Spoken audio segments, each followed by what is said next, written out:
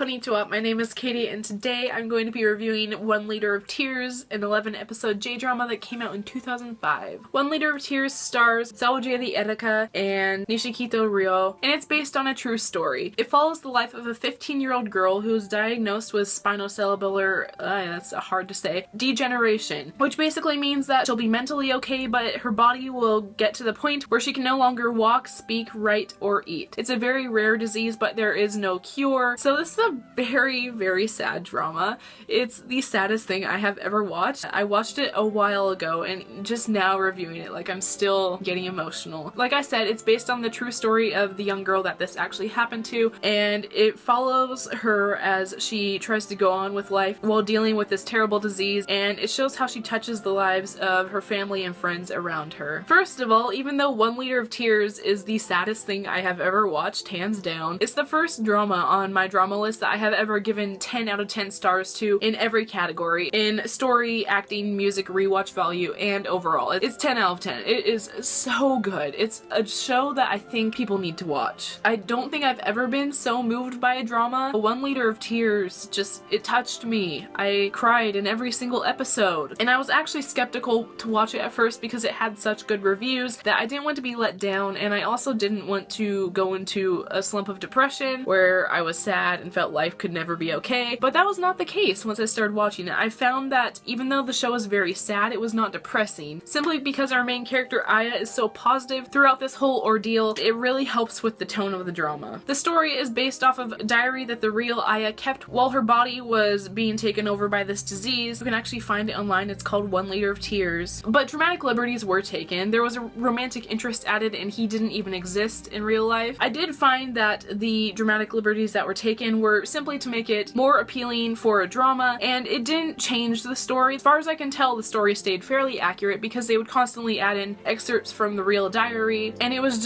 such a good thing to watch. The plot never felt forced.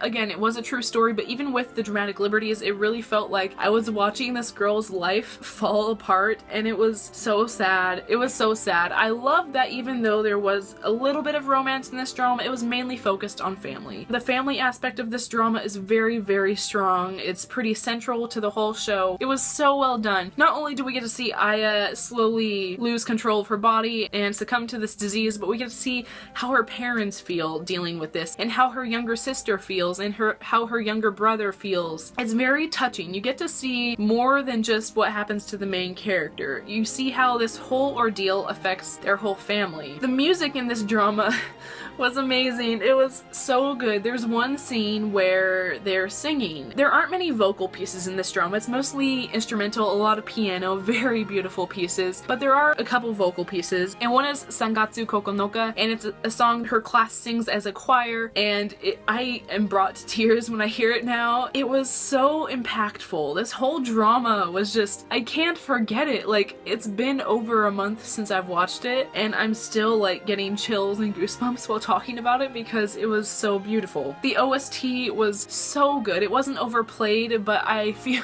if I listen to it, it will bring tears to my eyes, and that's just the music. Along with 1 Liter of Tears, there is a special that's kind of like a sequel, but it's not. A lot of it is recap of the show, and you also get to see a little bit of where the characters are now. I did watch it right after I watched the drama, so I skipped a lot of it because I had just watched all this stuff and I didn't need to see all the review, but I did find the new story interesting. It kind of showed us more of how our main character touched the lives of people around her. It wasn't bad, it was just the fact that I had just watched the drama and most of it was recap, so it wasn't necessary to watch. 1 Liter of Tears is probably one of the, if not the best drama I've ever watched. I would highly recommend it to anyone and everyone. I feel like it's a very important show to watch, and it will, I almost guarantee, make you cry, but at the same time, I smiled a lot while watching this drama, and it kind of changes your outlook on life. Like, I know that sounds really dramatic, you know, this show changed my life, but it makes you think about things differently, and I've just never been this touched by a show. I would highly recommend watching it. Let me know if you've watched it down below and what you thought of it. I've never talked to anyone who's disliked this drama, so give me your thoughts. Be sure to recommend shows in the comments. Give this video a big thumbs up. Go watch our other videos, and Hannah and I will be back soon, hopefully with a more upbeat drama review. This is not a happy drama, it's a serious drama, so if you're looking for happy fluff and cuteness, this is is not for you, but I would recommend still watching it. Definitely watch this show. It is a very important show. People need to watch it. So anyway, give this video a big thumbs up, subscribe,